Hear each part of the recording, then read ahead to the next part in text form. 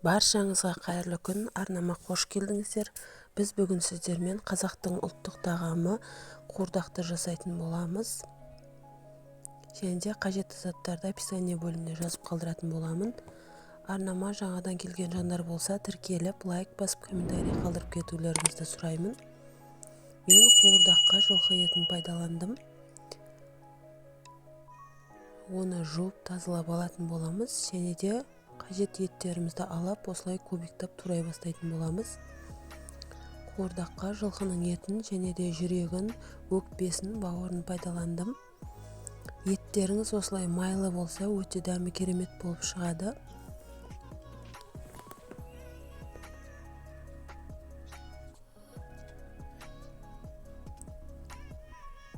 Арнамның дамуына өз үлестеріңізді қосуларыңызды сұраймын.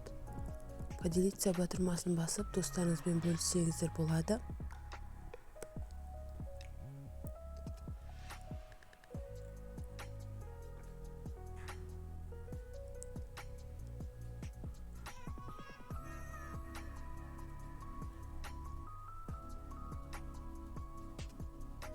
Осылай еттеріміздің барлығын турап алатын боламыз.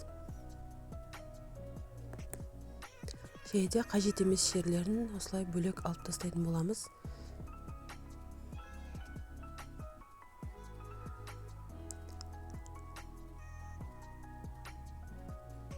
Әр өңірде қуырдақты әртүрлі жасап жатады.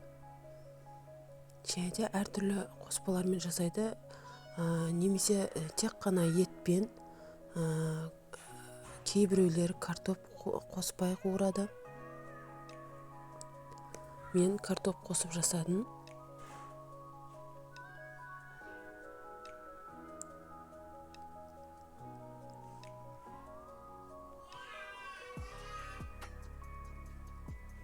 Осылай қажетті заттарымызды рет-ретімен кесіп алатын боламыз.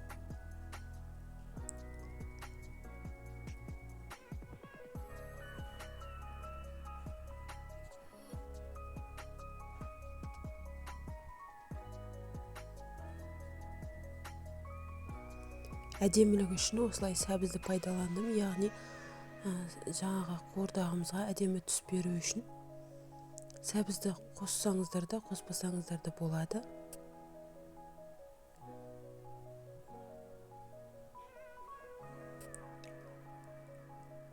Үйдегі адам санына байланысты көлемін ұлғайтып жасауға да болады.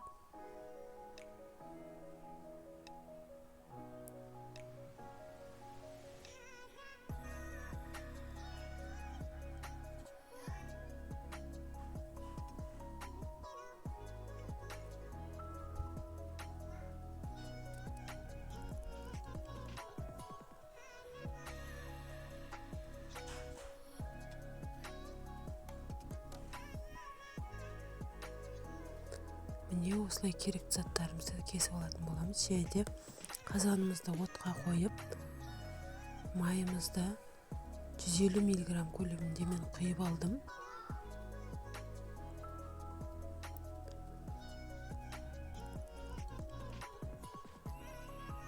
Еттің қызғанын білу үшін 4 түйір еттен салып бастадым.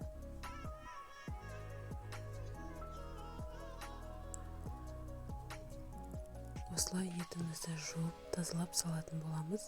Және де қызып тұрған отқа етімізді салып, жақсылап қуыратын боламыз. Қазанның қақпағын жауып, және де етімізді арасында қозғап тұратын боламыз.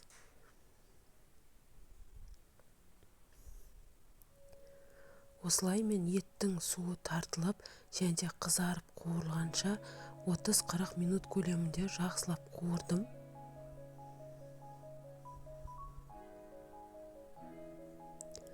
Етіміз жақсылап қуырылып, қуырылған етіміз жиырылып тартылады. Және де суы жаңағы қуырылғаннан соң тартылады. Осылай арасында қозғап, баяу отта 40 минут көлемінде қуырып алатын боламыз. Және де мен осылай қуырып жатып тұзын және де қара бұрышты дәмі керемет болып шығу үшін жаңа сарымсақты салып қуырдым.